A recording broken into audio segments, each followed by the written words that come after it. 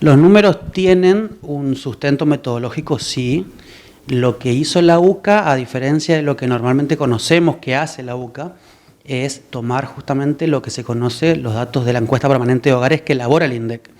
La UCA, por lo general, en otros momentos del año, difunde cifras de pobreza, pero que son de una simulación propia, por eso es que a veces es discutido el número, pero en este caso particular toma el dato que surge del INDEC. Entonces, el número que la UCA estima es real, 55% a nivel nacional, casi 80% en la Gran Resistencia, es real.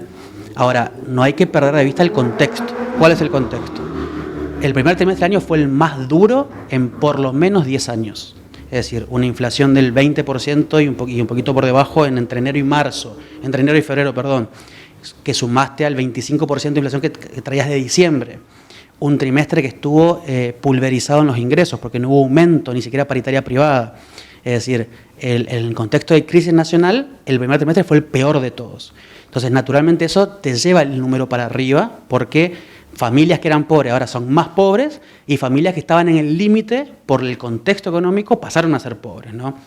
Ahora, tenemos que esperar este mismo número para cuando conozcamos los datos oficiales del INDEC para el primer semestre del año, que va a ser ahora en septiembre la publicación. Seguramente no. ¿Por qué? Primero, porque va a haber más ingresos en los hogares.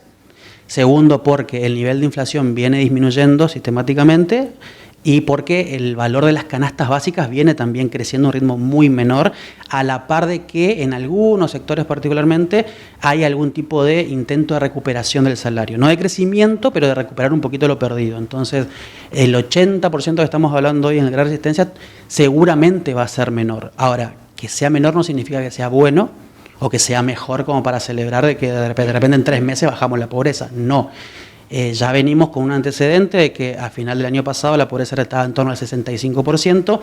Es muy probable que esté, cuando conozcamos el dato semestral, por encima del 70%, eso está clarísimo. No es errónea, lo que tiene es que no es comparable con una serie histórica del INDEC. Es como te decía antes, si yo digo, el Resistencia tenía el 65% de pobres a diciembre del 2023 y hoy tiene 80%, vos estás hablando de un salto enorme, ¿no? Del 15 puntos porcentuales.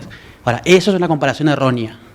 Pero estamos hablando, esto no hay que perder de vista, que son cuestiones metodológicas, es decir, si partimos de un análisis más social y político incluso, y sí, hay gente que la está pasando muy mal, es cierto, y mucha gente la está pasando muy mal.